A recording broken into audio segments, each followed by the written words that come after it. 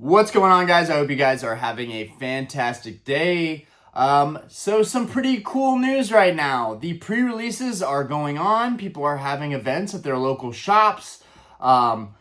Those of us that still have good shops that run events that don't keep any kind of product for themselves, that people are actually allowed to go to, and really mostly for the players. We were having a discussion today about the ethics of going to a pre-release event if you really aren't a player, right? If you aren't a player, right? So if you're not living and breathing, playing and competing in the Pokemon card game, then you should not be going to pre-release events. I want to know what you guys think about that. I want to know, like, is it weird if you go to a pre-release event and you're not big in playing the game? I personally would love to go to a pre-release event and actually play with a deck that I've made. I think that would actually be a lot of fun, but also I have more priorities, bigger responsibilities here at home, and that's why I make YouTube videos, because this is about the only thing that I can do.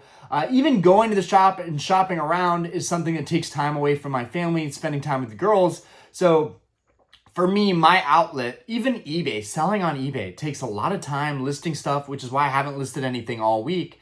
I was on a grind there for a while, but it takes time away. So making these videos is a way that I get my outlet without having to over invest. But anyways, I want to know what you guys think about these pre-release events. So if you don't know what I'm talking about, let me explain a little further for the newcomers here. So most hobby shops, most of your local game stores have a pre-release event where basically the set comes out early. So in this case, Journey Together pre-release events. So this would allow people kind of a first look at all of the cards in the hobby, the playability of the cards in the hobby, although you can definitely see the visual set list by just going on Justin Basil's website.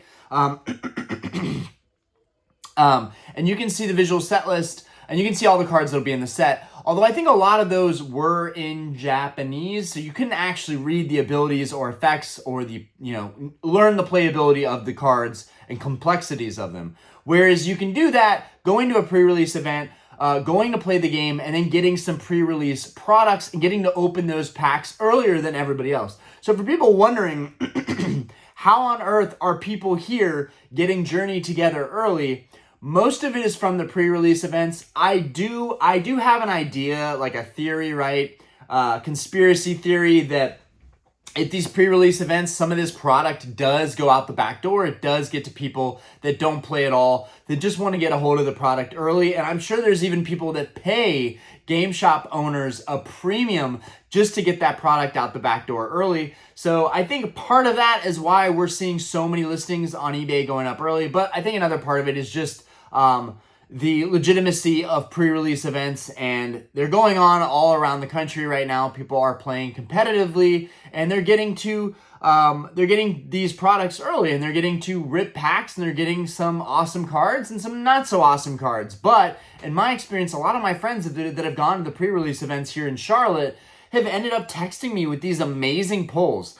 Is it me, or do pre-release products, are they really like the real first wave products that have the better pull rates? That's probably just hodgepodge, bogus information, but it's cool to fantasize about it. If I had went to more pre-release events, would I be having a better overall experience opening Pokemon card products? I don't know. But what I will say is right now, I think one of the best cards ever in this era has shown itself. We haven't seen Destined Rivals all together yet. We don't know the full visual set list.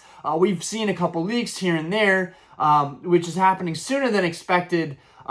But we know that it's probably going to be a super built-up peak set. But what I want to say, same way I kind of feel about Surging Sparks, there was that Latias EX. You guys know I've been crazy about that Latias EX. I think it's an awesome artwork, and I really felt like nothing else was really going to top it. I love 151, but it seems like now it's really 151 overall, probably still the best set in my opinion so far, even above Journey Together.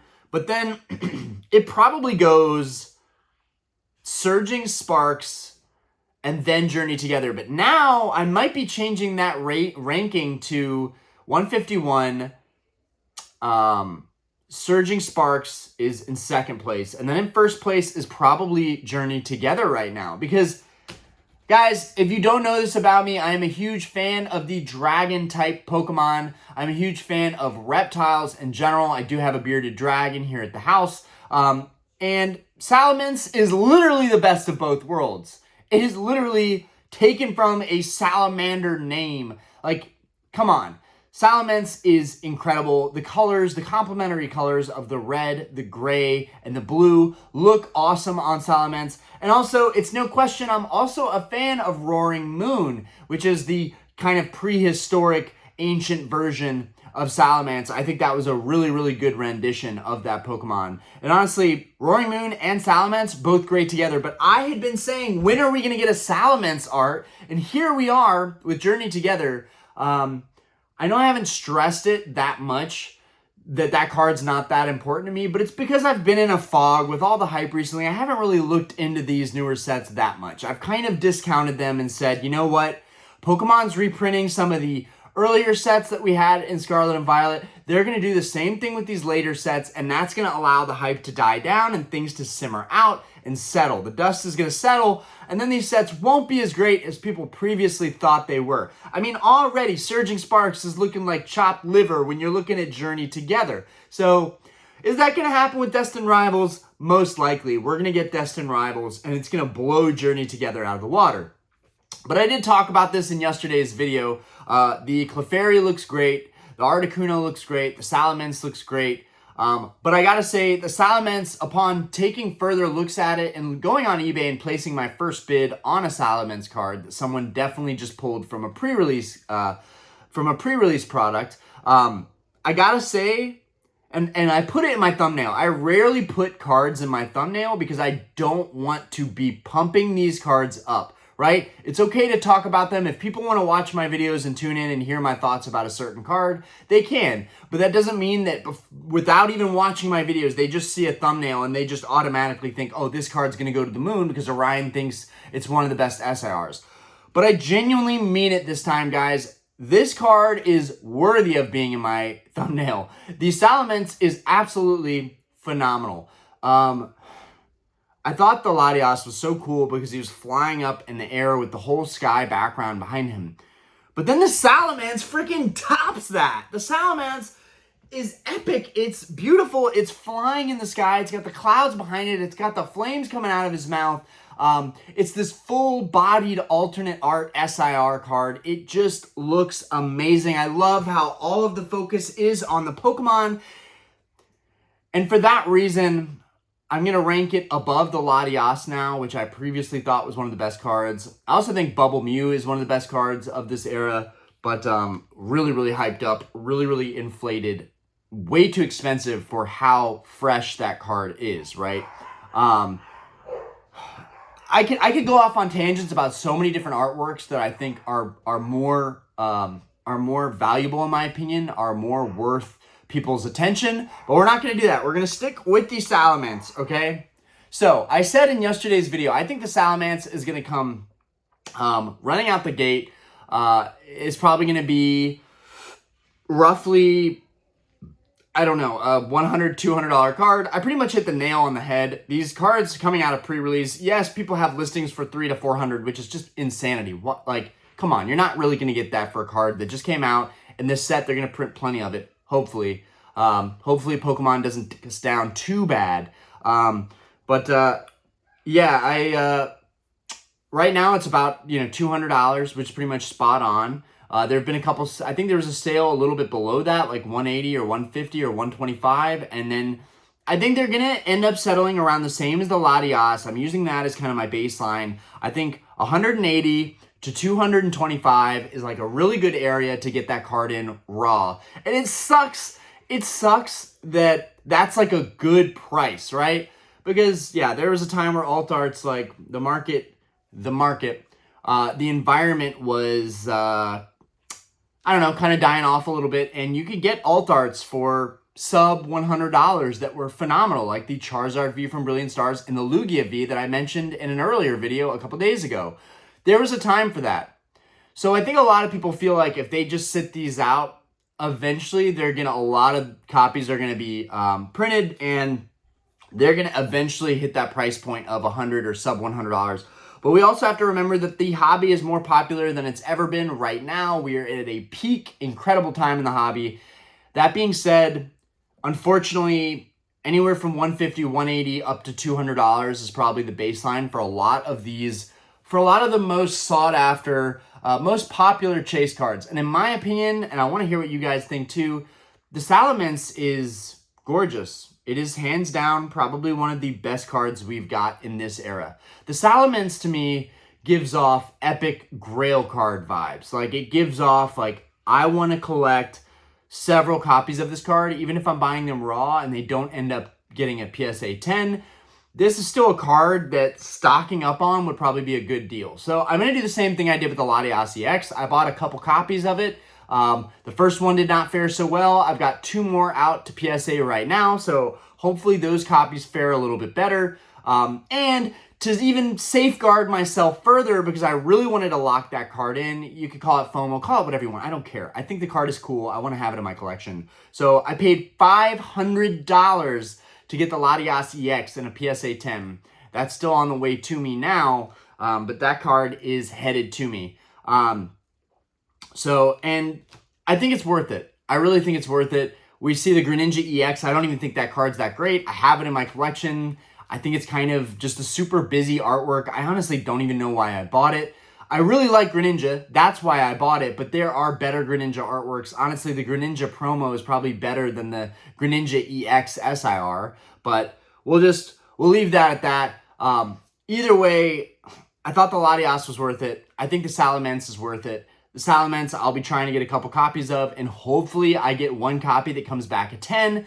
At the same time, if the PSA 10 prices come out and they're more reasonable, they're below 500, they're maybe 350, 400, I'm just going to buy it in PSA 10. Judge me all you want. I'm grading cards now, and I'm seeing how difficult it is to grade cards and get that PSA 10 back.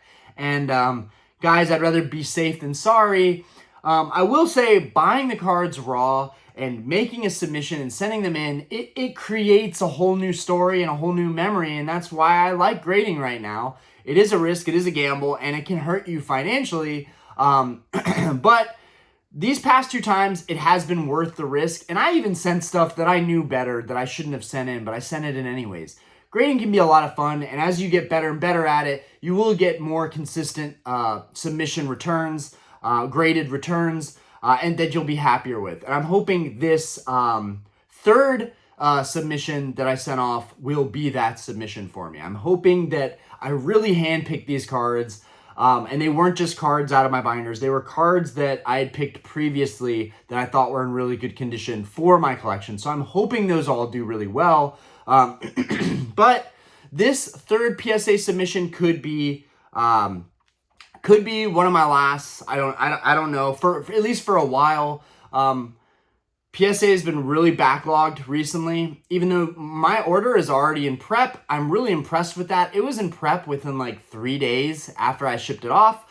I did send it priority this time, and it got there lickety split. So one thing I will tell you guys, whatever you do, don't send a PSA USPS ground. Don't do that. It's honestly, it's worth a couple extra bucks to just send it priority, and then it at least gets there in just like 3 days. And then if you really want to protect any of your submissions, send registered mail. This is what the agent told me. I don't know if I've mentioned it on the channel before, but anybody wondering how to fully safeguard your submissions, send them through registered mail. Every single person that touches your package is on record. So no other mail service does that other than registered mail. So anyways, moving forward, yes, pre-release is upon us. A lot of people are opening up product early. I am super jealous. I really want to open up this set. This set is a rippable set for sure. That Articuno, the Clefairy, and the Salamence are all the reason and motivation that I need personally to be opening up this set. But the way things are going, I'm not even sure how we're going to get our hands on the set without it being a higher price point. So I think patience is going to pay here and showing some restraint. But again, do as I say, not as I do. I've said that several times on this channel, and I mean it. I'm probably going to end up FOMOing a little bit, whether if it's into overpaying a little bit on the singles or potentially overpaying on the sealed product, although I don't think that that's what people should be doing. These cards are really cool. I want them in my collection.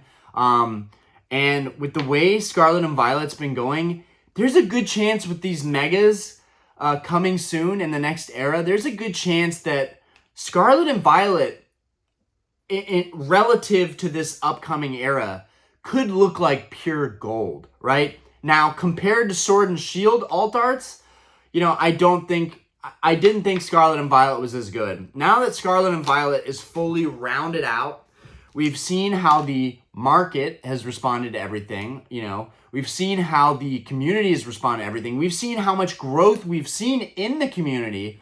From all of that, I want to say that it's safe to say that Scarlet and Violet was one of the best eras in Pokemon ever. I can't believe I am saying that because I was somebody that was really, really critical, but I don't stick to all of my opinions forever. Some of those opinions are going to change. Sometimes I might even contradict myself. Sometimes I might even fall into some hypocrisy, but that happens especially when you're making content and you're trying to make content regularly.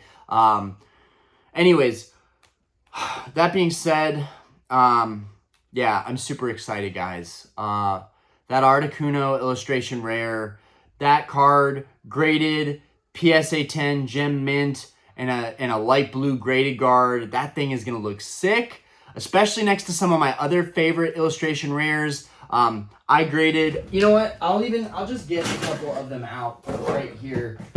These are some of my favorite illustration rares of the era. Actually, I think I got 3 of them. Oh no, Pikachu's in there. So yeah, I got pretty much like some of my favorite illustration cards of the era right here. We got the Shrouded Fable Houndoom, for whatever reason, is just getting no love.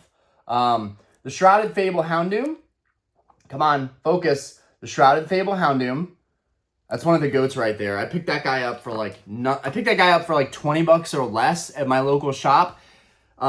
This was before one of the last shops that I shopped at was hyping up cards or overcharging or even trying to get the same or more than TCG player and being really, really firm about it. There was a long time, you guys saw many videos of me picking up small collections from the shop. That's one of my favorite shops. Get some game.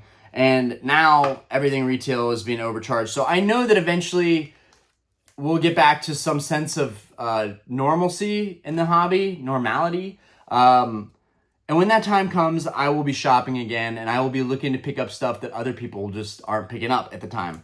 But for right now, the Houndoom, the Groudon, this one I got graded recently, I'm really happy about. The Eevee, we hit a 10 on that Eevee. And then I gotta get a yellow grade guard for this Pika, but this Pika from 151 is fire. And we were lucky enough to get 2 of these. I opened a metric ton of 151. So I'm glad I got a couple 10s out of that. We got multiple Zapdos, multiple Blastoise, 2 Pikachu, multiple Giovanni's Charisma. We got a Charizard that came back as a 10. Venusaur came back as a 10. I got a lot of value back out of opening up 151. The sad thing is, if I would have kept all of the 151 UPCs that I had opened, if I would have kept all my 151 product entirely and sold it off right now, I would have been able to buy all these cards in PSA 10 with no problem, and I would have had a lot of extra money on the sidelines afterwards. So even when you're opening a ton of product and you have such a vast amount of options and conditions, and I sent in a ton of my illustration rares and SIRs into PSA, only a handful of them came back PSA 10. So, and I did get some great value out of it, but sealed won. It won that argument. If I would have just held on to all my 151 stuff, I would have banked heavily on it, and I would have been able to buy the cards in PSA 10. Now, I will say, I still loved and much preferred being able to pull these cards myself and then getting them graded myself. That was an experience and a memory in itself that I have no regrets on. But okay, going back, yes, the Articuno, amazing. The Clefairy SIR is already being pumped up to a crazy price right now. I would love to have that card in my collection as well. Yeah, those three cards are all bangers. So I would put Journey Together actually over Surging Sparks, which I wouldn't have previously thought that I would have had that opinion. But the Salamence is the creme de la creme of this era, I think, and that's why I wanted to make it a highlight of this video. I'm very, very excited to try and get my hands on that card. I've kind of thrown out the idea of like, I'm going to be able to pick up this set in booster boxes or cases. That's always been something that I stressed out about, even before prices were being hyped up and inflated, and allocations and distribution was so slim. But now I'm pretty confident in how I want to go about collecting, and I'm not going to have any problems whatsoever finding the singles, because while I might not be able to find a lot of product, there are people out there that are finding tons of product or have distribution, people that are going to be opening stuff at pre-releases. And so I'm definitely going to be keeping my eye out on all of these Salamences hitting the market, because I'm super, super excited about that card. And I hope you guys are too. Let me know if that's like a stretch to say that the Salamence is probably one of the best artworks of this era. I really feel like it is, but maybe I'm alone in thinking that. I just think it's prolific. It's just like he's flying in the heavens. I don't know. The clouds and the background and all of the colors taken into account, all that stuff taken into account, that card is going to look so freaking nice. It's going to look so freaking nice. Now, I will say the Roaring Moon from Prismatic is also beautiful. I love the art style. But I got to say, all in all, the way that the Salamence is drawn, the way that he is stanced, the way that the card, the whole card, like the negative space of the card, the proportions of everything, the Salamence looks it looks amazing. So I'm really excited about that, and I cannot wait for Journey Together to release officially so that I can hopefully maybe get a chance at getting some products to open on release day. That would be fun, but even that I'm not going to stress out about. I'm not going to beat myself over the head if I can't get products to open. One thing I've learned is just making videos, telling you guys what's going on, keeping up with it, and not stressing out too much about one video at a time, more so just trying to, in the long haul, make more videos more consistently. That's most important to me. That's what brings me a lot of joy and a lot of happiness, and that's my outlet in this hobby. So yeah, I know that grading to some people is kind of a waste of time or whatever, but a lot of these modern cards you can get in PSA 10 fairly easily, right? The reason that I stress this with modern is because I can't do it with vintage. If I could find and source PSA 10 vintage consistently, that's probably what I would be doing, but I can't. But I can do that with modern. So modern is the thing that I'm focusing on gem mint collection with. And then everything else will be near mint for my vintage stuff. But anyways, spoke too long. I meant this to be a short one. I am just super excited. Good luck to everybody at the pre-release events. Good luck on all of your pulls. And congratulations on the people that have already pulled stuff and started opening up stuff. And I wish you all the best. Peace.